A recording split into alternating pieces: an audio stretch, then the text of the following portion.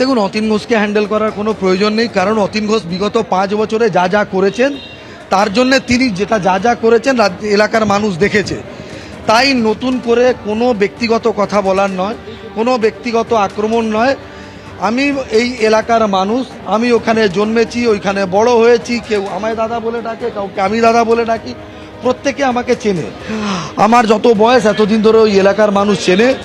মাননীয় অতীন ঘোষ বিগত 5 বছর ধরে ওইখানে বিধায়ক ছিলেন, তিনি কলকাতার ডেপুটি মেয়র। তিনি যা যা প্রতিশ্রুতি দিয়েছেন এলাকার মানুষ জানে, তিনি কতটা করতে পেরেছেন, তিনি কোনটা করতে পারেননি।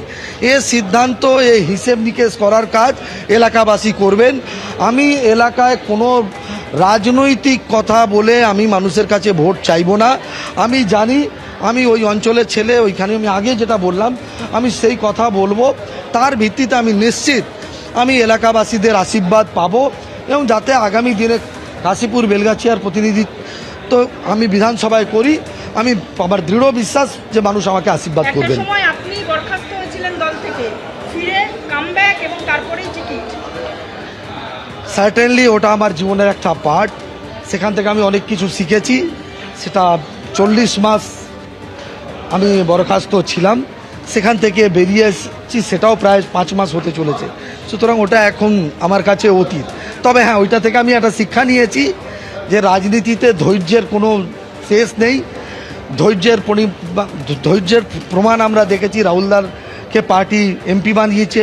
ধৈর্যের প্রমাণ আমরা এটাও দেখেছি, রাজ্যের আমাদের যিনি আজকের সভাপতি তাকে দল সাংসদ বানিয়েছে, তাকে দল সভাপতি বানিয়েছে।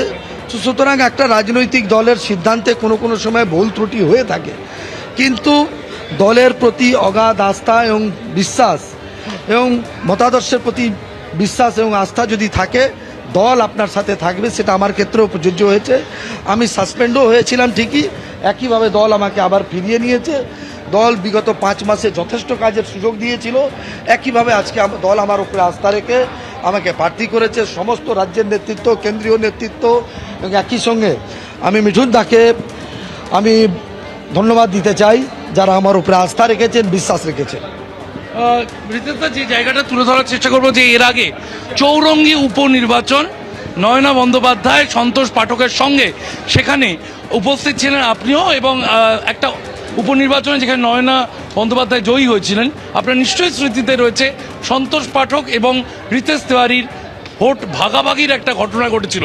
এবারে সেরকম কোনো আশঙ্কা করছেন? আমি নিশ্চিত, কারণ আমার মনে আছে 13ই সেপ্টেম্বর 2014 সেই নির্বাচন, এবং 15 বা 16 সেপ্টেম্বর তার ফলাফল বেরিয়েছিল। যেই ফলাফলে আজকের বর্তমান রাজ্য সভাপতি বসিরহাট দক্ষিণ থেকে বিধায়ক হয়েছিলেন, এবং আমি ওই নির্বাচন সাফল্য পাইনি, আমি নির্বাচন জিততে পারিনি, আমি দ্বিতীয় হয়েছিলাম। আমি প্রায় 25,000 ভোট পেয়েছিলাম, ভাই সন্তোষ প্রায় 23,000 ভোট পেয়েছিল, এবং 35,000 না 37,000 ভোট পেয়ে নয়না বন্দ্যোপাধ্যায় বিধায়ক হয়েছিলেন, আমার একদম মনে আছে। তবে 2014 13ই সেপ্টেম্বর থেকে 2026 গঙ্গায় অনেক জল বয়ে গেছে। সুতরাং আপনি নিশ্চিত থাকতে পারেন, আমার ওখানে যারা কংগ্রেস সিপিএম যারা আছে তারা প্রত্যেকেই জানে যে আজ পরিবর্তনের লড়াই হচ্ছে। আজ পশ্চিমবঙ্গে এই সরকারেরকে পরিবর্তন করার জন্য মানুষ ভোট দেবেন। আজকে কংগ্রেস সিপিএমকে ভোট দেওয়া মানে তৃণমূল কংগ্রেসকে ভোট দেওয়া। এই লড়াইয়ে কংগ্রেস সিপিএম আজ নেই। তারা যা করবে, যেটুকু ভোট পাবে সেটা তৃণমূল কংগ্রেসকে বাঁচিয়ে রাখার জন্য সেই ভোটটা পাবে। তাই মানুষকে আমরা বলবো যে এই রাজ্যে 34 বছর আপনারা সিপিএমের ক্ষমতায় সরকার দেখেছেন। এই রাজ্যে আপনারা একইভাবে তৃণমূলের 15 বছর দেখলেন।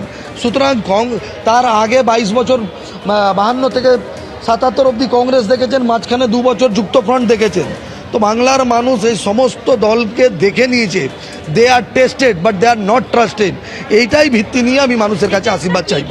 এবিপি আনন্দ, এগিয়ে থাকে, এগিয়ে রাখে।